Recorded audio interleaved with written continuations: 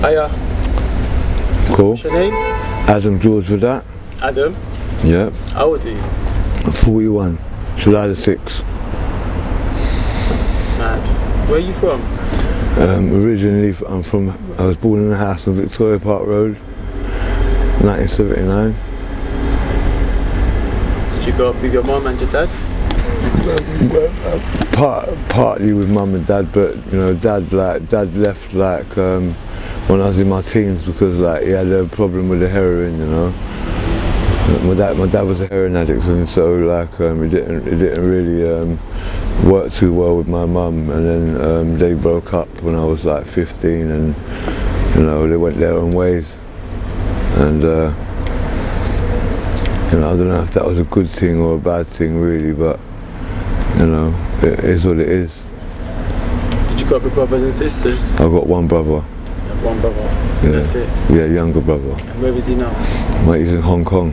Okay, doing quite well for himself. He's doing quite well for himself, yeah.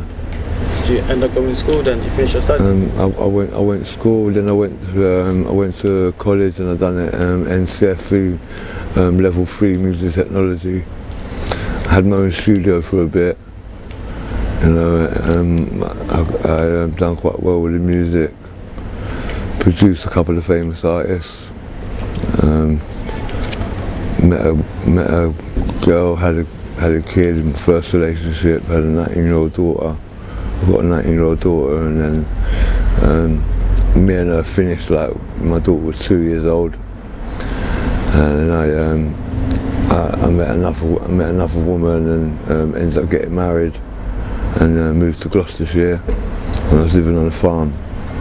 Nice. Yeah, it was nice. It was a nice life. Yeah, I lived in a little village called Nailsworth. It was really nice. A lot different from London.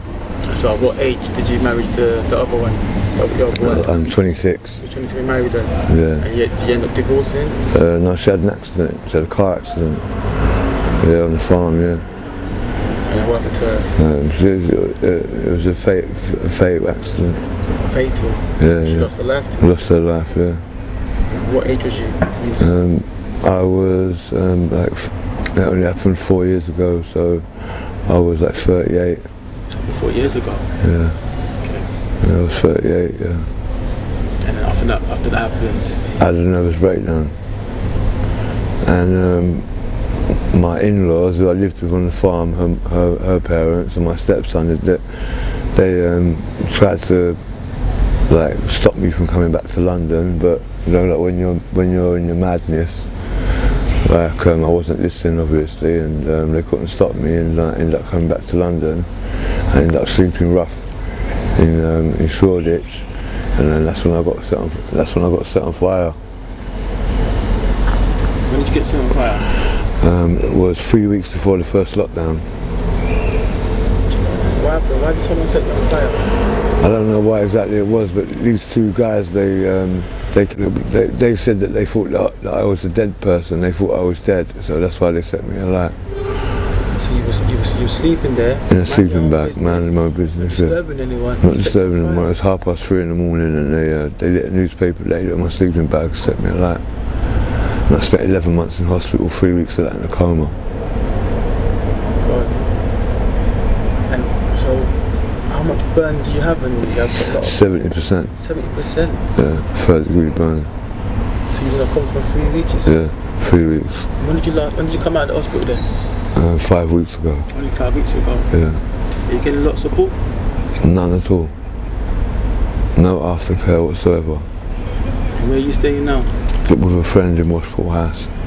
So they ain't got a place for you to stay? There's no The hospital social worker found me a place in Finsbury Park. It was a hotel, but I couldn't. When I come out of hospital, I couldn't walk properly, and I couldn't get upstairs, and so I couldn't even get into the building.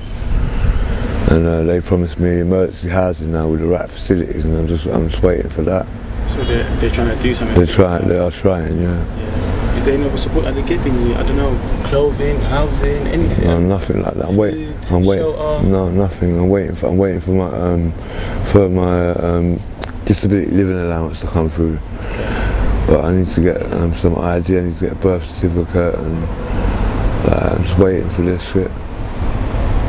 Where are you gonna get your birth certificate if you're living on the streets? Yeah, no, this is the thing. Well, like, I've got to get money. I need to get money to pay for it and things like that. But Did they get caught? yeah, the guys got They caught. got caught, Yeah, they said I'm going to get compensation. How many of them?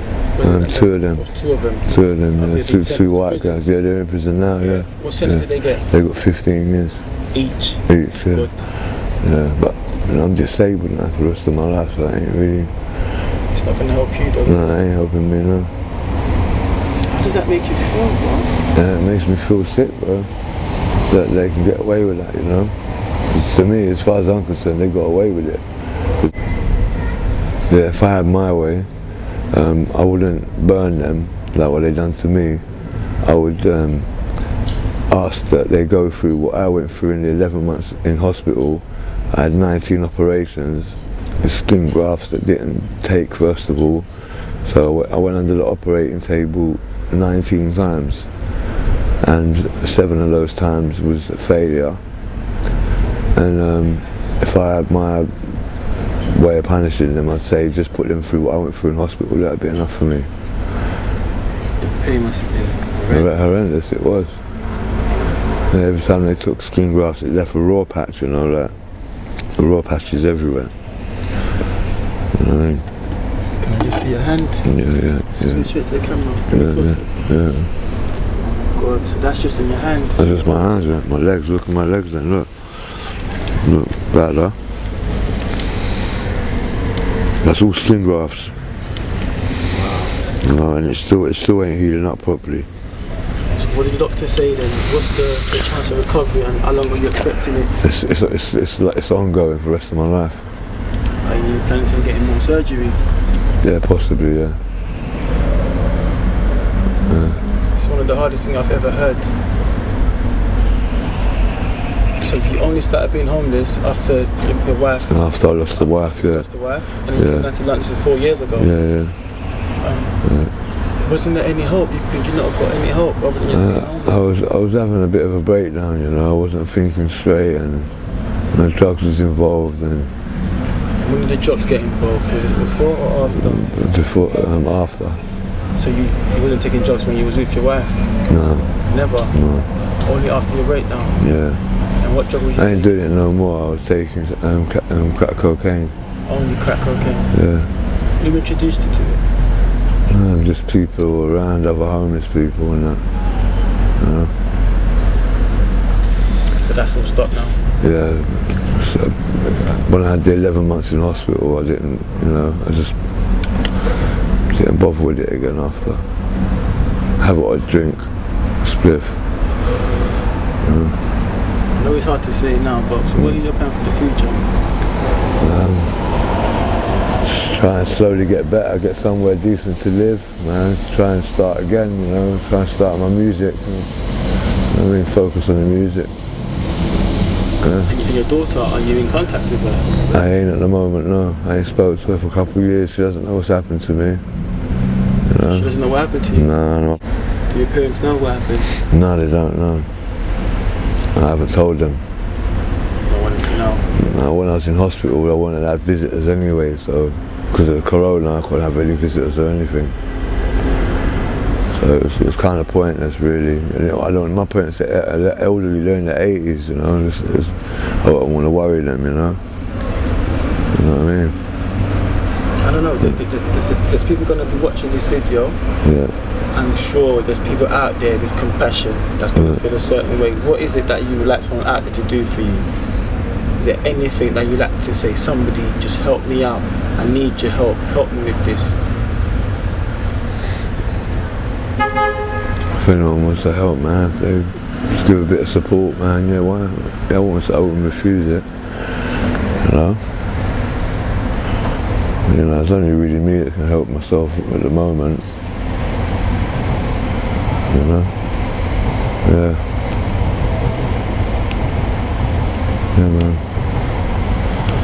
Not to say really, like, in that sense, you know? Because it's what it is.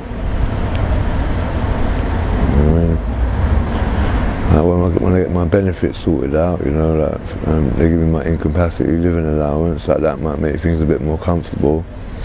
And if I get the compensation that they say I'm going to get, that might make things a bit more comfortable. I mean, money's not everything, but when you ain't got money, you need money to live, innit? You know what I mean?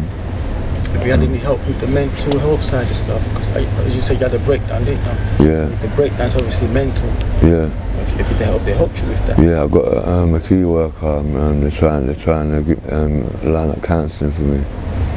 So you haven't done it yet? No, they're trying to arrange it because of the corona. It was, they weren't doing any face-to-face. But now that it's back to normal, I've got an appointment next week, Wednesday, for my first counselling session. Yeah. So hopefully that will be helpful. Yeah, hopefully help get back on track, yeah. Yeah, man. Yeah, just try and think positive, man. It's like, you know.